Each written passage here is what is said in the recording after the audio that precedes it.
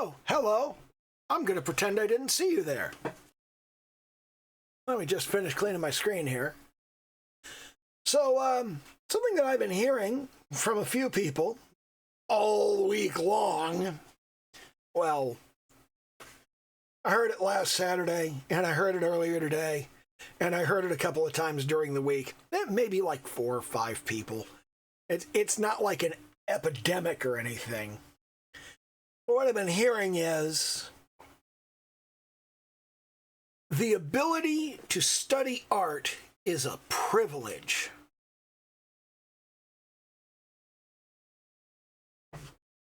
And I'm like,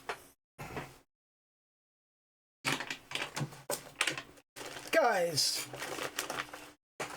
can we get real for a minute here?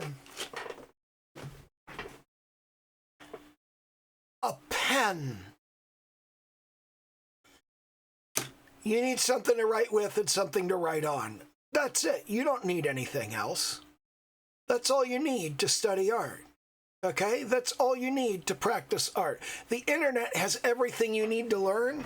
Okay? It's got all of the tutorials. It's got all of the people telling you all of the stuff. But if you want more than that, you can go and you can read books. I got plenty of books about art. And people go, well, what if you can't afford books? We have these wonderful things called fucking libraries. They're full of books. There's a lot of them about. You could go there and you could get books about art. Do you have the internet? Well, of course you do. Otherwise, how are you watching this fucking stream? So get on the internet. Get on YouTube. Look up a tutorial. Oh, well, what if you only have the internet for like short periods of time a day? Do you know how most people historically learned art? They looked at the fucking world. They looked at the world around them, and they tried to draw what they could see or paint what they could see. That's what they did. They just looked at the fucking world. We had artists before there was the internet. We had artists before there were cameras to take pictures. You don't need social media. You don't need any of this shit. You don't need TikTok. You don't need YouTube. You don't need Tumblr. You don't need Instagram. You don't need Kara. You don't need any of this shit to study art. You don't need any of it. All you need to do is look around, see what's around you, and go, I'm going to try to draw that. That's it. I'm going to try to paint that. That's it. Remember these? Remember these? Let me set this back up here. Do you remember this shit? Here, this is all you need. Need some fucking blocks. That's all. Get yourself some fucking blocks. Set them on the table. Paint the fucking block. Paint the colors of the block. Get yourself a little flashlight so you can shine a light on the block and you can make the shadow fall where you want it. So you can see how the light reflects off the different sides. You move the light around and see what happens to the shading, what happens to the color, how the planes are different. Simple, basic. You do not need anything big or expensive. You do not need to buy a $60 mannequin. This fucking stupid waste of money. Honestly. It's so goddamn dumb. I would not buy another one. Did I buy one? Yeah. Would I buy another one? Fuck no. Do you know what the best thing about my little body chan figure is? I only bought the one instead of the matched pair. I didn't buy the male and female set. I just bought the one. And I'm glad that I only got the one. Because if I'd have got the other one too, I would have had the set. But you know what? I would have wasted twice as much fucking money on some bullshit that I didn't fucking need. It's not privilege to study art. What it is sacrifice. It takes time. It takes a lot of time. everybody bandies this 10,000 hour rule about, and people want to go, it doesn't actually take 10,000 hours to learn a thing. Read the fucking book, you idiot. It takes 10,000 hours of deliberate practice to become truly world class at anything. You don't need to be truly world class to be a professional or to make your living or to say that you have the skill. You can learn to draw a lot faster than 10,000 hours. You can learn to paint a lot faster than 10,000 hours. But you are not going to win any international competitions. It's not going to happen. That's just not likely, because there are people entering that international competition that have got the 10,000 hours, and they're better than you. All of them are better than you. You're not going to get better than that in just a few thousand hours or a few hundred. That's not going to happen. What we have a problem with these days is we have a tremendous number of people that do not want to give up anything. These are people that move out of their mom and dad's house with their brand new college degree, and they go, I'm going to get a job, and I'm going to get myself an apartment. And they get a job, and they look at the money that they make, and they look at how much their apartment costs, and they go, wait, if that's how much I have to pay for rent, and what are the utilities? I have to leave a deposit for electric, for water. I have to have a credit check to get cable. My internet costs $350 to install. Yeah, it's fucking expensive. It costs a lot of money, but I don't make that much money. Maybe you should have found out how much money you were making before you moved out. Maybe that was an important thing to know. Maybe you should have looked at how much money you were making and said, oh, I need to make this much money every month, so I need to make this much money every hour. People aren't doing these calculations. And then they complain because the lifestyle they had living with their parents, the lifestyle they had with mom and dad buying the groceries and paying the bills, they don't get to have that anymore because now they have to pay for everything. And they're not paying for it with a 30-year career in something. They're paying for it with a brand new college degree and the sweat of their brow. And that's difficult. And what that means is you have to learn how to give shit up. You have to give up a tremendous amount of stuff that you're used to having. Oh, at mom and dad's house, there were always fresh avocados. Avocados are fucking expensive. Like, really fucking expensive. And they go bad like that. So, not only are you probably not going to have avocados all the time, when you do buy avocados, a lot of the time you're going to find yourself throwing them out and going, why did I waste my fucking money on this? But you're not going to say, why did I waste my money on this? You're going to say, why are avocados so expensive? There's a reason. They are expensive for a reason.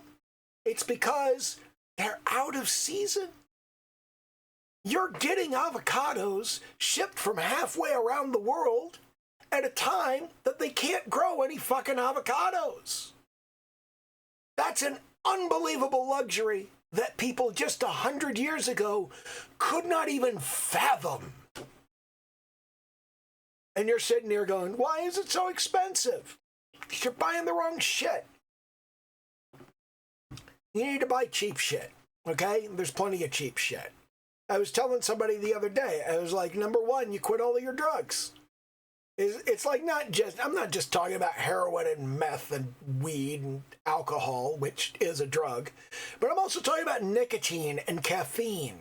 You know, stop smoking, stop drinking coffee all the goddamn time. I say, with a cup of coffee right here in my hand. You do that and you save a bunch of money. And if you switch to just drinking water, nothing but water, not bottled water that you buy at the store, but tap water that you get out of the fucking faucet. If all you drink is water, if you don't drink soda, If you don't drink juice, if you don't drink energy drinks, you'll be shocked how much money you can save. And then on top of that, stop eating anything you did not cook yourself in your own house. When you go grocery shopping, don't buy a frozen fucking pizza. Don't buy Hot Pockets. Buy ingredients. Learn to fucking cook. But I don't know how. You're on the internet. Look it the fuck up. Plenty of people do. It's easy to learn how to cook. You just need some practice. And the issue that people keep having with, oh, I would like to be an artist, but then you don't really want to be an artist. It's going to take a lot of time. It's going to take a lot of effort. You're going to need to give shit up. At some point, you're going to need to figure out, I mean, I've got an $800 drawing tablet over here. Well, this one here I got from a friend, gifted this to me. But I've got one over there that cost $800. And my $800 drawing tablet is something that I had to scrimp and save and give shit up for. Because that's what I wanted, was a drawing tablet. And I bought one and it was worth it, and I'm glad I did. But all of those sacrifices, you got to make those sacrifices for a long time. It took me almost 5 years of showing up and trying to get shit done before I felt like I was actually getting somewhere, which is fairly recent. It's just like since midsummer that I've started to feel like my art is actually getting somewhere and I'm actually doing stuff that isn't garbage. It took a long time. It took over 5 years. And for the first 3 years, I barely showed up at all. I started doing these streams to make myself show up at least once a week. And showing up for 20 minutes once a week, that's like bare minimum commitment. And I had trouble with that. I had trouble showing up for 20 minutes a week. I had to start a stream. And even after I spent close to $1,000 on a screen tablet so that I would have the right tools to do the thing, I still wasn't showing up. 20 minutes a week was too much time. It was too much effort. I wasn't doing it. I had to make a commitment, and people don't want to make these commitments. People don't want to do the thing that they need to do to get where they want to go. That's your problem. It's not that you don't have the privilege, it's that you won't do the fucking work.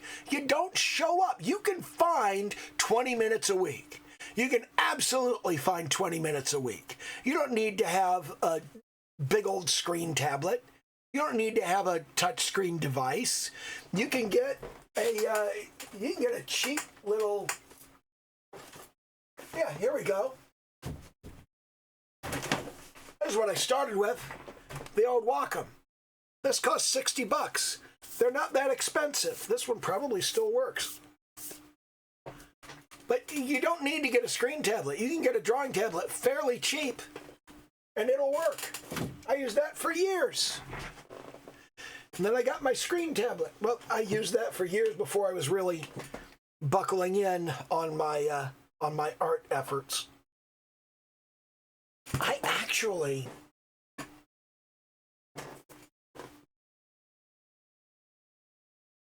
had this. God, how long have I had this? I got this in 1998, I think.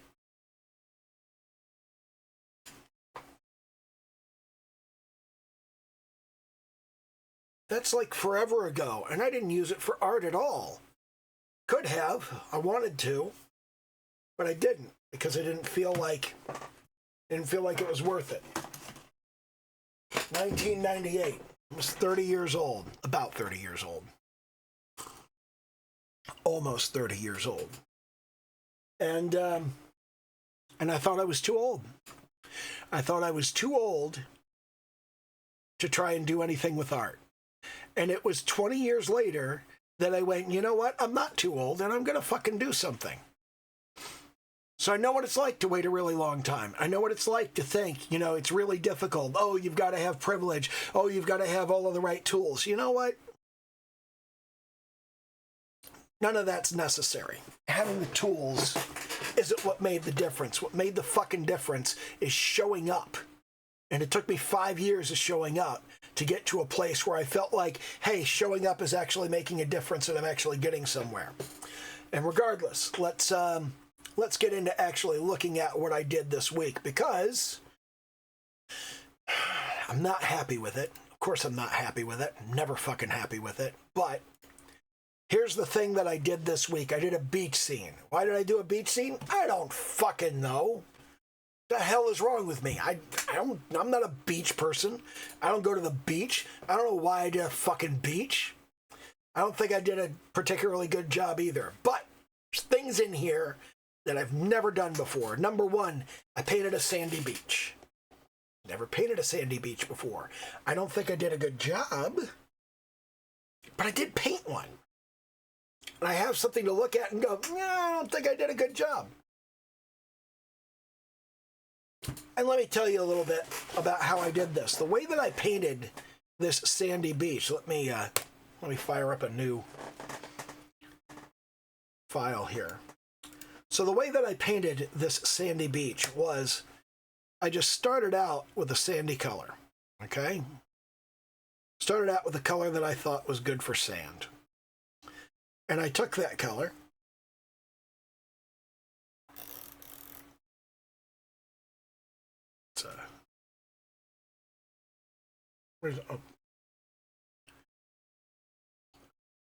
let's get the correct brush here. So what I did was I took this sandy color and I put it across the area that I wanted to have the beach, okay? Yeah, do your recovery thing, go ahead. Put it across the area that I wanted to have the beach, and then I used a smaller brush to carve away where I didn't want to have the beach.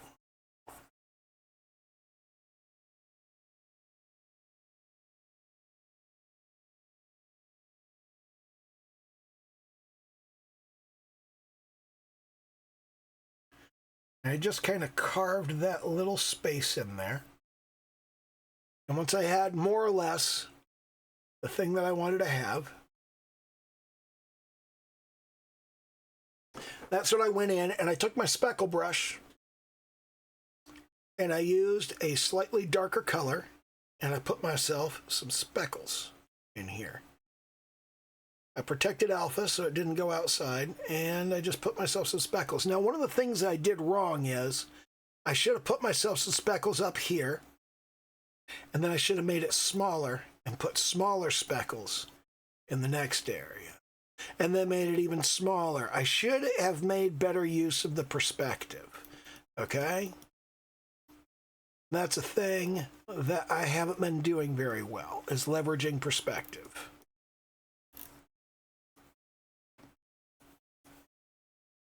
But I put a kind of that deeper sandier color, and then I did a more neutral color, and I did the same basic thing. Okay?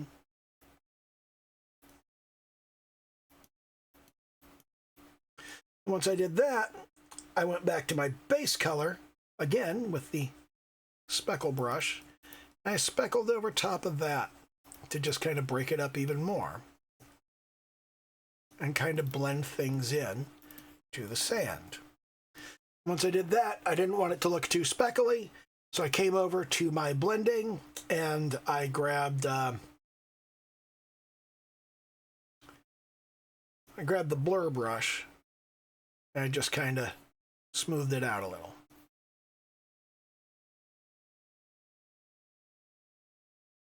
And that's the process I used to get this sand. Now, I did something a little bit more saturated here. The colors are a little bit different, but that's how I got that sand color. Okay, and then I did the color of the water. Actually, let's talk about the sky first. So, to talk about the sky, what I did for the sky was I took a nice, bright, semi-saturated blue color. Turn that back on.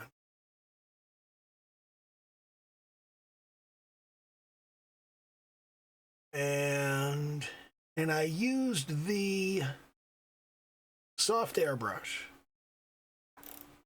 fairly large, and I just laid in a stripe. And once I laid in that stripe, I came over here and I went a little bit darker and a little bit more saturated.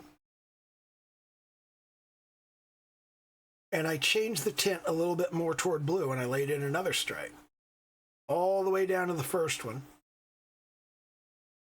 So there's no real distinction between them.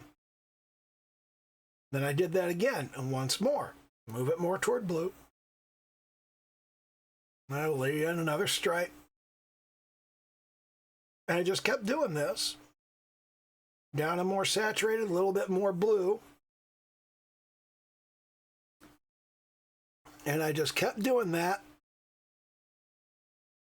until I got all the way up to the top area, right there.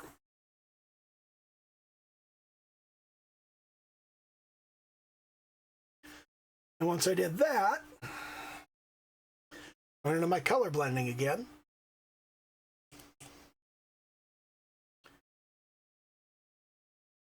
I took the blend tool and I went over just the middle there. Went over these middle areas where the colors are banding.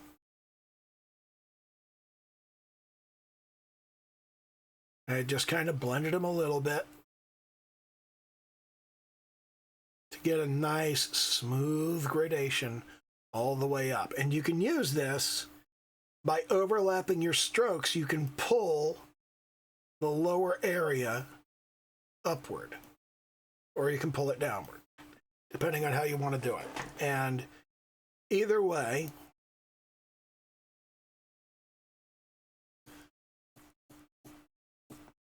you just get that, and there's where you get your sky. When it comes to the clouds, the way I did the clouds was to start with the dry gouache brush. This is just a copy of the stock dry gouache brush. There's nothing special about it. And I start with white, and I go, okay, using a fairly large brush, I'm going to rough in the shape of a cloud. And clouds are made up of kind of big poofy circles. So I'm going to make big poofy circles. And clouds are not symmetrical. So you want to make it kind of trail off to one side or the other. Once you've done that, go to your transparent brush, switch over to the transparent color. And, well, I've got to do at this point is I'm going to pull it off using the color that's on the canvas, because we have unfortunately done both of these on one layer. Now, you grab one of the colors out of the sky and you're going to use that as your shadow color. And you're going to put a shadow on the bottom of the cloud, because the bottom of the cloud is not as lit. And you're going to put shadows on the side of the cloud that is away from the sun. And using the dry gouache brush and light pressure, you can blend this in.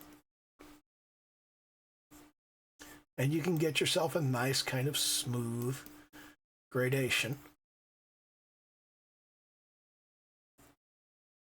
And once you've done that, once you get yourself a kind of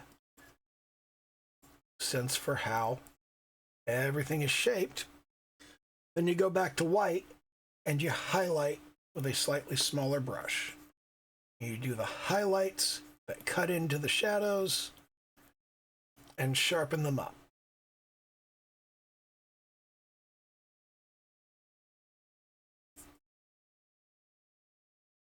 And I'm not really happy with how these clouds came out, but that's how I did them, and they're not bad. If you have trouble with clouds, you know, maybe this technique will help you. And you just do several clouds like that. Now, one of the things that I've never done before is the sun, which is sitting back here. So what I did for the sun was I started with a hard round brush, and I took that hard round brush and I just made a dot. I made that dot a bright desaturated yellow, like so. Okay? Now, starting with that, I came over here and with a soft airbrush again, I made a white circle in the middle and I just kind of expanded it around. So I had a yellow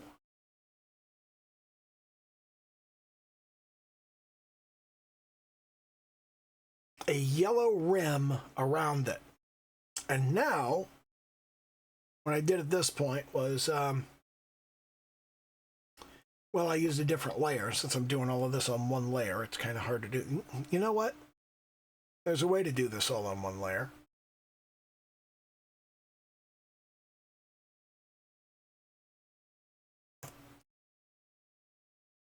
I could do this with, you know what?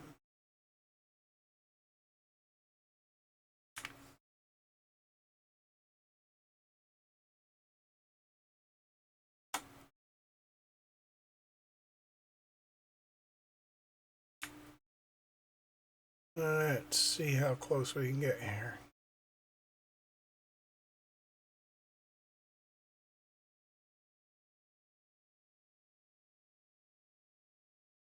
Fairly close. Now,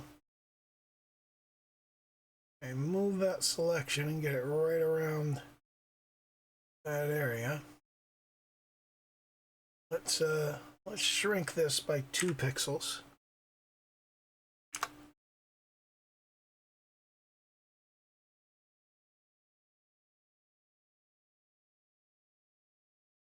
I'm going to shrink it by another 2. Really, let's shrink it by 5. There we go. Let's get that located right there. And once we've got our selected area, we're going to invert it with Control-Shift-I. So we're only painting outside of that, and we're going to take the soft airbrush, and we're going to take the white, and we're going to put kind of white halo around that. So let's make it a little less clear there. And that's how I did the sun, was just to kind of put that rim around it. Now, I don't know if that's the best way to do the sun, but that's the way I did it, and it came out okay. I was pretty happy with that, and I put it back behind the cloud a little bit because I thought that'd make it look good, and I think it does kind of, you know, make it look good. And let's see, what else is there? There's the water. Okay, the water. So I picked a color that I thought would be good for the water. I picked a kind of sea green right in here. So let's deselect. We'll use our horsehair brush and we'll just go whip. And again, I roughen the area that I want to be water, and then use a smaller brush, the transparent color. Doing this all on one layer is less than ideal.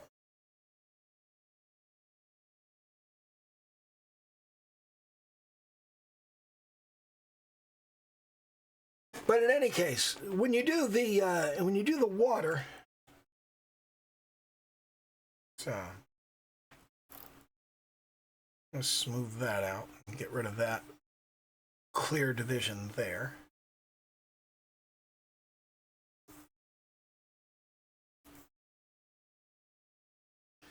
Okay, there we go. So when you do the water, this is kind of the thing that I think about here. You remember when you were a kid, you used to draw birds in the sky, and you used to kind of go, oh yeah, let's just do a little thing like that, and that was your bird. Now, to do a bird that looks better, what you want to do is you want to start with a slightly larger brush, and instead of going from the outside in, you want to go from the inside out. Now, if you start with that, and you go center out to one side, center out to the other side, you end up with much better looking birds, okay? And what you're going to do is, you do the same basic thing, you make the same basic shape, except with white, and you're going to do it down here on the water.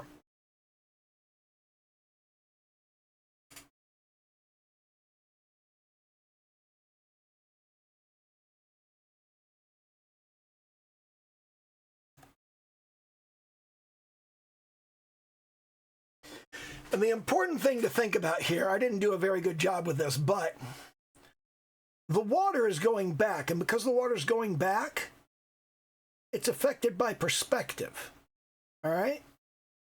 Which means that as you go farther back,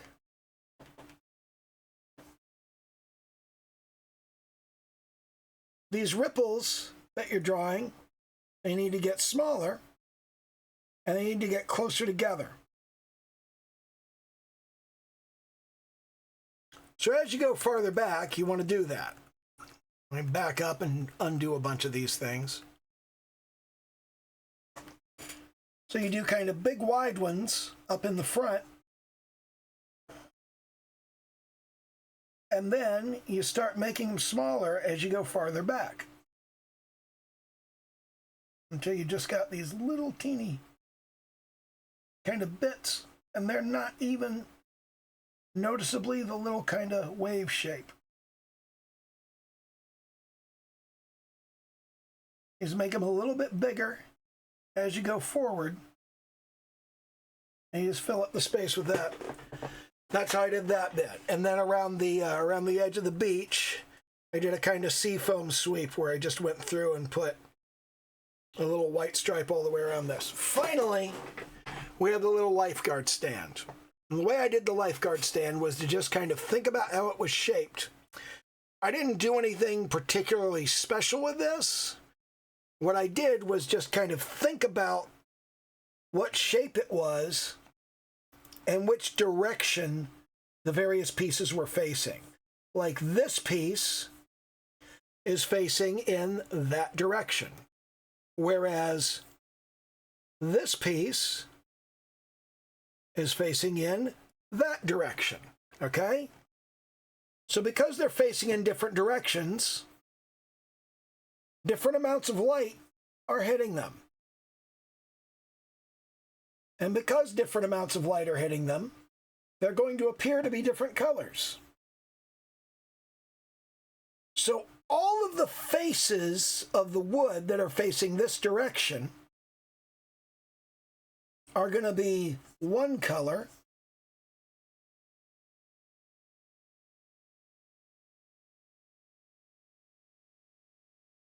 and all of the pieces facing that direction are going to be another color. And because that's more away from the light, they're going to be darker.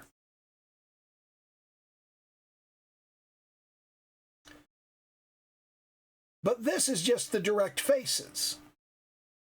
Because these are three-dimensional objects, these faces are going to be facing the other direction as well.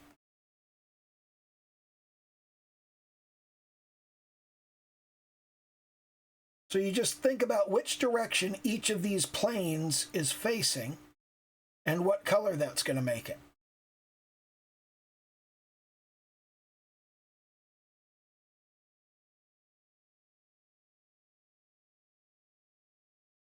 And it just kind of worked from the sense of everything that's facing the same direction is going to be the same color. Every flat surface is facing the same direction. I make it the same color. And when you zoom in, you can kind of see how I did that. And you can also see that it's really sloppy and it's really crappy, and I didn't do a very good job.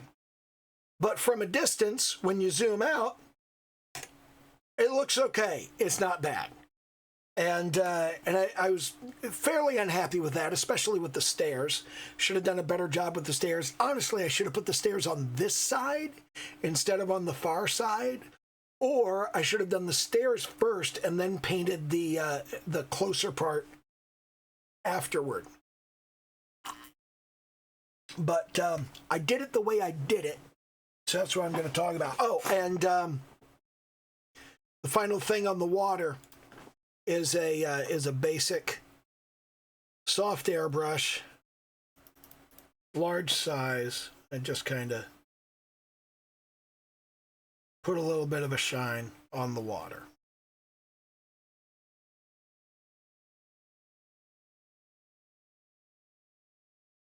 And that's all there was to it. And this is kind of the way that I want future episodes of this to go, like, is to like actually talk about the specifics of how I did each individual piece of a finished work. You know, I've gone over how I did this. I've gone over how I did the sky, and I've gone over how I did the sky and the sun and the clouds and the lifeguard station and the sand and the water. I've gone over every individual piece of this, and as I work on other stuff, as I put other things together, there will be more complex things that involve more than a half dozen things and how I paint a half dozen things. And undoubtedly, the way that I paint stuff is going to start being more complicated. It's going to start being more involved, and it's going to take more time to go through. But as it stands, it took me like 25 minutes to go through this. So that's kind of the direction that I want future streams to go in, is to look at an actual finished piece, preferably the one I did for the time-lapse that week, and go over exactly how I did the individual pieces of that composition and why things were put where they were, which for this one, there was no real thought on that. I didn't really know what I was doing with this. Like, I didn't have a goal in mind when I started this piece. I didn't even know I was doing a beach. I just I did a coastline, and it was kind of sandy, and I went, no, I guess this is a beach. And I did a beach. I don't know why I did a beach. I don't know what I was particularly going for there. Maybe I should have put like a sailboat off in the corner. The composition's kind of off. I don't feel like I did a good job on the composition with this. I feel like the lifeguard station draws your eye, and then the clouds kind of pull your eye over to the sun, and then there's just this open space over here. But I feel like there ought to be something in the open space. Except, if I put something in the open space, that would draw your eye instead of the lifeguard station. So I kind of feel like, I don't know. There's kind of a Z formation that your eye goes through when you look at things. So you don't immediately draw attention downward. And I kind of feel like that Z would do the job. Like, if you started looking at this cloud, and then you looked across to the sun, and then you came down over here to the lifeguard station, then you came over here, and there was like a boat or some such shit. Something or other.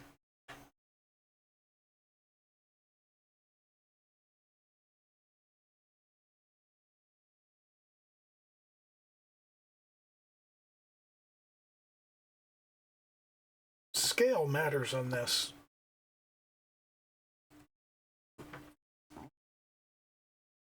The boat out here shouldn't be like too overwhelmingly large. And if I lifted that up on the canvas,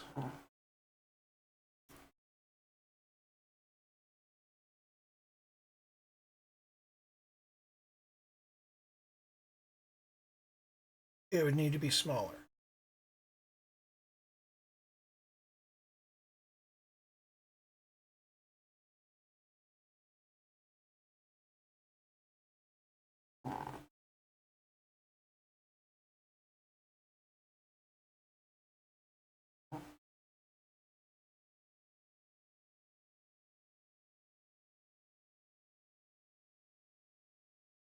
I'm having trouble figuring out where that boat would look right.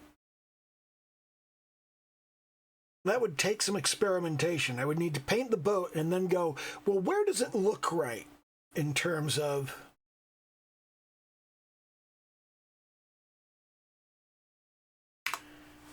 Where does it look right in terms of size and position? Where does it look like the perspective is accurate?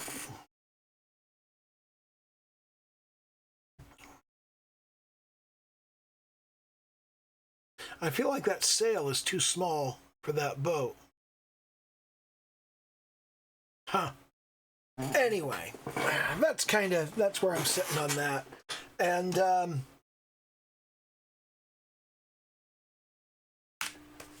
yeah, basically that's what I had to cover. I wanted to go over this fucking beach that I painted for no good reason. I don't know why I painted a beach. I don't know why I wanted to paint a beach.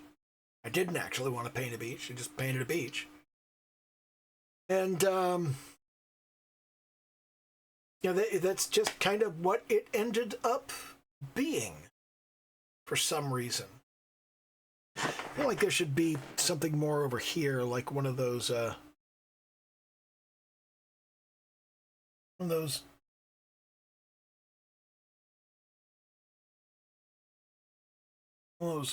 orange life preserver things that they have at lifeguard stations.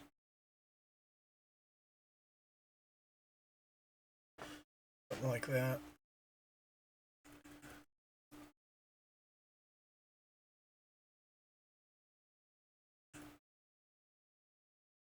Something smaller like that.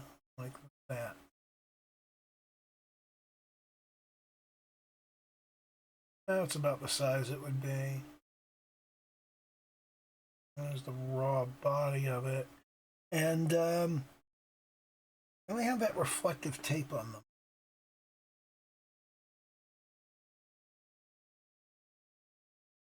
And then there should be like a coil of rope hanging here. And it would obviously be tied onto the end. I don't know.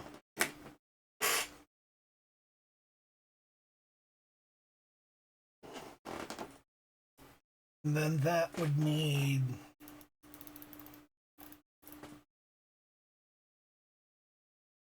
a little highlight.